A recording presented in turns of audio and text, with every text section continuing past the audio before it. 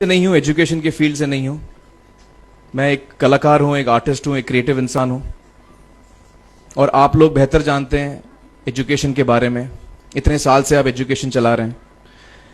पिछले कुछ साल से मेरा अनुभव हुआ है, चूंकि मैंने कुछ फिल्में की हैं। एक फिल्म थी तारे ज़मीं पर, और अभी हाल ही में मेरी जो फिल्म आई है 3 इडियट्स, ये दोनों फिल्में एजुकेशन के टॉपिक पर हैं।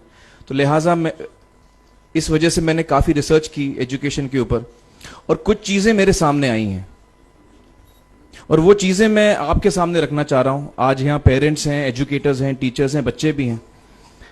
हो सकता है पता नहीं मैं कितना सही बोल रहा हूँ, गलत बोल रहा हूँ, लेकिन मेरे कुछ विचार हैं जो मैं आपके सामने रखना चाहूँगा एजुकेशन से जो जिनका संबंध है।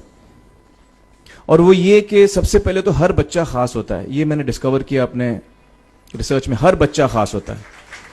हर बच्चे में, हमारी तरह, आपकी तरह और हमारी तरह, हर बच्चे में कुछ ना कुछ काबिलियत होती है, कुछ ना कुछ कमजोरी होती है। मुझ में भी कमजोरी है, काबिलियत है। आप में भी कुछ ना कुछ काबिलियत और कमजोरी है, और हर बच्चे में कुछ ना कुछ कमजोरी और काबिलियत होती है। और हमें as parents, as elders, as education system, हमें हर बच्चे की खासियत को पहचानना है, उसे मदद करनी है। उसकी क्या खासियत है, उसका क्या दिल चाहता है, उसे किस चीज में खुशी मिलती है, वो हमें उसको हेल्प करना है कि हम उसको वो ढूंढ सके, और उसमें हमें सपोर्ट करना है। और जो उसकी कमजोरी है उसमें हमें उसको सपोर्ट करना है। मुझे अक्सर एजुकेशन इंस्टीट्यूट्स मुझे बोलते हैं कि हम हमारे स्कूल में सारे बच्चे पास होते हैं, हमारे स्कूल में सारे बच्चे फर्स्ट आते हैं, या हम जो बोर्ड एग्जाम है उसमें हमारे सारे बच्चे पास होते हैं। मुझे एक सवाल पूछना है कि हमारे कितने बच्चे खुश हैं। सबसे बड़ा सवाल मेरा ये है, how many of our children are happy. और वो जो हैप्पीनेस क्वोशेंट है ना, वो मेरे लिए सबसे अहम है। क्योंकि देखिए, पढ़ाई लिखाई तो हम सीख ही लेते हैं। जब मुझे कोई चीज सीखनी होती है तो मैं कुछ ना कुछ करके सीख ही लेता हूं। हमारी फिल्म 3 इडियट्स जब रिलीज होने वाली थी, रिलीज से पहले हमने कई स्क्रीनिंग्स रखे थे, टेस्ट स्क्रीनिंग जिसको हम कहते हैं, जिसमें कि हम ऑडियंस, जैसे आप लोग हैं, उनको बुलाते हैं, फिल्म दिखाते हैं, उनसे पूछते हैं कि फिल्म कैसी लगी। ऐसे एक टेस्ट स्क्रीनिंग हमने किया था। बंबई में एक फैक्ट्री में कारीगर लोग काम करते हैं, तो करीब 25-30 कारीगर आए थे उस स्क्रीनिंग में।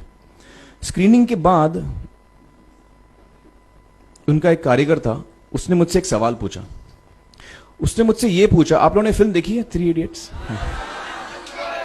उसने मुझे एक सवाल पूछा जो बहुत कमाल का सवाल था। उसने मुझे ये सवाल पूछा कि सर, पिक्चर के अंत में हमें पता लगता है कि आप तो रणछोड़ दास थे ही नहीं, रैंचो तो थे ही नहीं आप, तो सर्टिफिकेट तो आपको मिला नहीं, वो तो जावेद जाफरी को मिल गया। तो आप इतने बड़े साइंटिस्ट कैसे बन गए?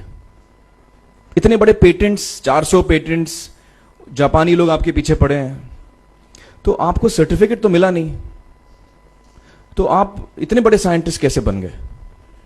बहुत ही अहम सवाल है ये, बहुत ही इंपॉर्टेंट सवाल है। और ये जो मुद्दा है उसके हार्ट में जाता है ये, कि जब मैं एग्जाम के लिए रट के जवाब देता हूं और वो जवाब में मुझे नंबर मिलते हैं और मैं पास हो जाता हूं, तो मेरे हाथ में एक पर्चा आता है जो मुझे कहता है कि मैं पढ़ा लिखा हूं।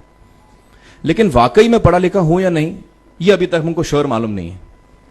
लेकिन जब आप नॉलेज चाहते हैं कि आपको मिले, विद्या मिले आपको, तो फिर वो कागज का मायने कुछ होता नहीं है।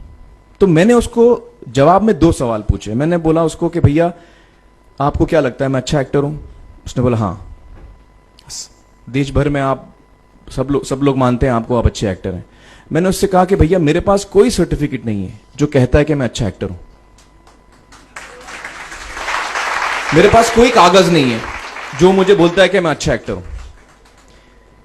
मैंने फिर उससे एक सवाल पूछा कि मैंने सुना आप बहुत अच्छे कटर हैं, आपके जो बॉस मुझे बताते हैं कि आप उनके मेन कटर हैं और आपकी बड़ी इज्जत करते हैं वो। आपके पास कोई पर्चा है, सर्टिफिकेट है जो मुझे बताता है कि आप कटर हो? उसने बोला नहीं सर। तो मैंने बोला आपका जवाब आपको इधर ही मिल गया। Education is beyond marks, education is beyond grades, education is what you learn. और मेरी इच्छा है कि हिंदुस्तान में हम एजुकेशन को इस नजरिए से देखें कि हम अपने बच्चों को वाकई शिक्षा दें। और शिक्षा हम खुशी से दें, क्योंकि शिक्षा में सिर्फ ज्ञान नहीं होता, शिक्षा में एक और चीज मिली हुई होती है, वो ये है कि हम अपने बच्चों को डेवलप करते हैं as human beings.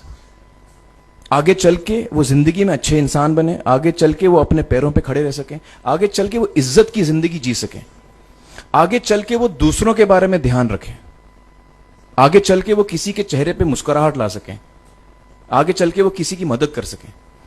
This is what we should develop of our children. ये मेरी फीलिंग है। मैं जहां भी देखता हूं, ये मेरे साथ भी हुआ है जब मैं छोटा था। जब से हमारे बच्चे छोटे होते हैं, जब से बच्चे पैदा होते हैं, बच्चा घर आता है, हम बच्चे को पूछते हैं भाई मार्क्स कितने मिले, फर्स्ट आए कि सेकंड आए? वो बोलता है सेकंड। सेकंड आए तो अरे फर्स्ट नहीं आए, डांट पड़ती है उसको। जो बोलता है मैं 10th आया तो उसकी तो हालत ही बुरी हो जाती है। बच्चे को लगता है यार ये फर्स्ट आना बड़ा जरूरी है। उसको रेस में हम पूछते हैं तुम रेस में फर्स्ट आए कि सेकंड आए? में हम उसको बचपन से, जब से वो लोअर केजी में होता है, जब लोअर केजी में रेस होती है, चमचा मुंह में लगा के उसमें नींबू डाल के भागते हैं। उसमें भी हम बच्चे को पूछते हैं अरे मेरा बेटा फर्स्ट आएगा, लाओ बेटा मेरा फर्स्ट आना। मतलब पेरेंट्स चिल्ला रहे हैं बेटा भागो, मतलब नींबू लेके भागो। तो उसमें होता क्या है कि बच्चे को लगता है कि यार ये बड़ा जरूरी है। मेरे पेरेंट्स को हमेशा, मेरे पेरेंट्स मुझे एक ही सवाल पूछते हैं, मैं फर्स्ट आया कि नहीं। उसके जहन में ये बात बैठ जाती है कि मेरे को अव्वल आना है, मेरे को कंपीट करना है, मेरे को बाकी लोग से आगे निकलना है। टीचर्स भी यही सवाल उसको पूछते हैं आमतौर पे। ये मेरे साथ हुआ है। होता क्या है कि जब वो बच्चा 21 साल का होता है तो वो बड़ा सेल्फिश हो जाता है, और उसको सेल्फिश हमने बनाया, हमारे सिस्टम ने बनाया। वो अपने बारे में सोचता है और किसी के बारे में नहीं सोचता, क्योंकि यही हमने उसको ट्रेन किया बचपन से। बचपन से हमने उसको यही ट्रेन किया कि बेटा तुम पहले आना, बाकी सब लोग को भूल जाओ।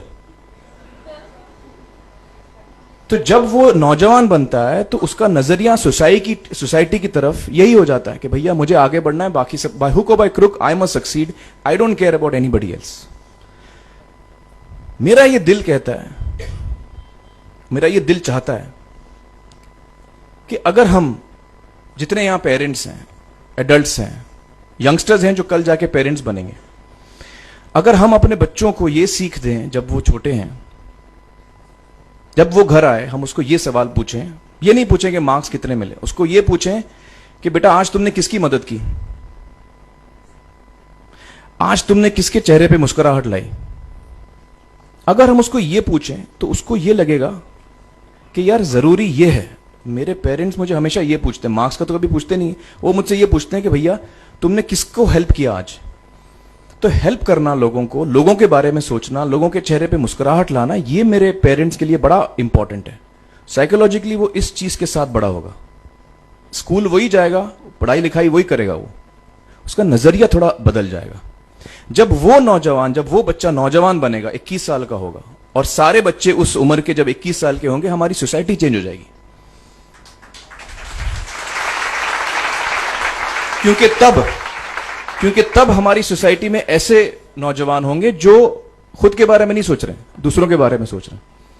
तो मुझे लगता है कि सबसे बड़ी चीज जो हमारे एजुकेशन सिस्टम में मैं देखना चाहूंगा, जो मैंने अपने स्कूल लाइफ में नहीं देखी, कि हमको ये अहमियत इस पे दी जा रही है कि हम अपने आसपास के बच्चों को कितना हेल्प कर रहे हैं। ये एक बहुत बड़ी तब्दीली अगर आ जाए तो मुझे लगता है कि हमारा देश बहुत सुधर सकता है, बहुत बदल सकता है।